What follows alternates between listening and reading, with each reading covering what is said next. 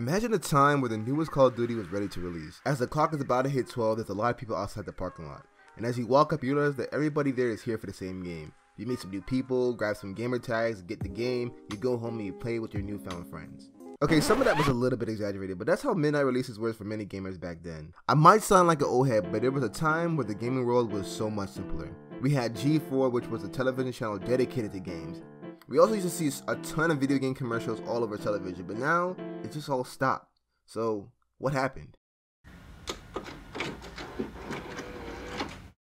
The digital era isn't a new thing. We've been able to digitally download our games since the launch of the PS3. But if you were to tell me 10 years ago that we would reach a point to have games and consoles that were digitally only, I would just call you crazy. GameStop has had a large grip on the gaming industry. Surprisingly, there was a time if you wanted a physical version of a game, GameStop is where you had to go. There was a time where when you walked into a GameStop, it would be filled with dozens of people, but nowadays, it's a ghost town. A lot of this is due to the dozens of controversies that GameStop has gotten themselves into, from its treatment to its own employees, or how they shamelessly try so hard to finesse their customers, but some of it is due to the competition with digital retailers. I remember the biggest deterrent from digital purchases was just not actually owning the game.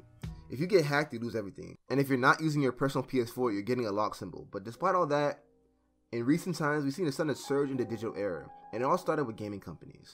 I've noticed a rise in the Netflix of games with Sony and Microsoft attempted at cloud services. I honestly think it needs a lot of work because if you don't have a good internet service, this probably won't be the best option for you.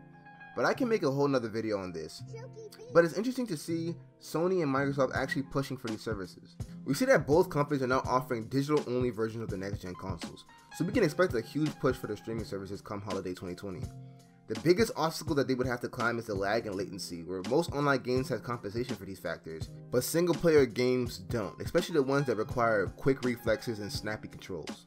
Imagine playing Dark Souls on a streaming service, and your game lags mid-dodge roll and you end up getting one shot by a boss. Situations like this feel way too realistic. However, there has been a spike in both PlayStation Now and Microsoft Game Pass since the whole pandemic, so maybe there is hope for these services. Now, I can't predict how effective these services will be next gen, but I genuinely think this might kill the whole physical game industry. The biggest advantage of buying a physical disc is you usually find really good deals, specifically for used games, whereas on the PlayStation Store, games that have been out for 5 years can still range from $40 to $60. But with the Game Pass and PlayStation Now, potentially you can pay a monthly price to have access to tons of games. Think about it, instead of having to buy the entire Uncharted collection, you could pay $10 a month and have access to the entire series. This could actually be huge, but we're just gonna have to see how these companies tackle it come holiday 2020. So we should also acknowledge the global pandemic that's going on right now. So with it all going down, many people are staying at home, so there's a huge reliance on digital media. Games like Fortnite, Warzone, and Valorant have seen a huge increase in their player base due to this. We also saw gaming companies do some really big things we've never seen before. As many of you might know, whenever a new game releases, developers usually host events and fly out content creators to record and promote the new releases. But because of the pandemic, we've seen things change.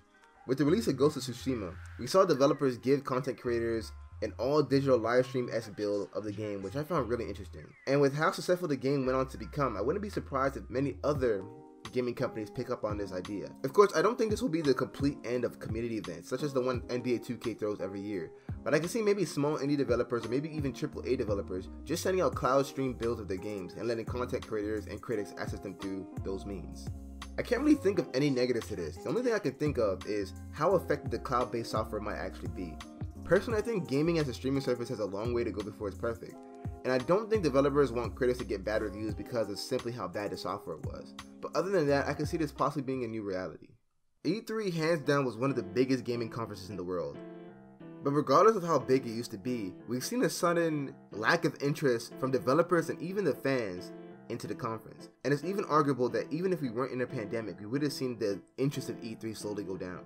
We cannot deny the amount of people that actually tune into this event. In 2018, E3 had 2.9 concurrent viewers on their Twitch livestream, so it's huge. But despite all this, because of many reasons, we saw a lot of big companies begin to pull out of E3 presentations and host their own events on digital platforms, and it's become really successful. Look at Sony's PS5 reveal livestream. This was huge, but of course we can assume the majority of the views came from people who just wanted to see the PS5, but we can't deny how huge it was. I think other companies will take note. Think about it. Why pay E3 money to host a panel or event when you can host your own live stream for half the cost and potentially get more exposure? I think it's probably going to get to a point where E3 won't even be worth watching because most of the games you're looking forward to, those companies probably would already have live streamed it.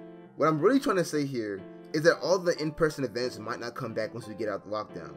I think this is way more convenient and majority of people were watching these events in some type of video format anyways. A digital era of media and games seems really realistic with everything that's happening. Personally, I would still prefer physical copies because the collector within me just can't digitally download a game. But I can understand the convenience of just downloading a game before release and having it ready the day it comes out. But what do you guys think? Do you think that once the pandemic is over, the state of video games will revert back to the way it was? Or do you think companies will just adopt the digital tactics to sell and promote their games? I would love to know in the comment sections down below. And if you enjoyed the video, make sure you leave a like. And if you're new here, make sure you hit the subscribe button. I post videos at least twice a week, so if you're really interested, please make sure you subscribe. Anyways, that's going to do it for the video. I'll catch you guys in the next one.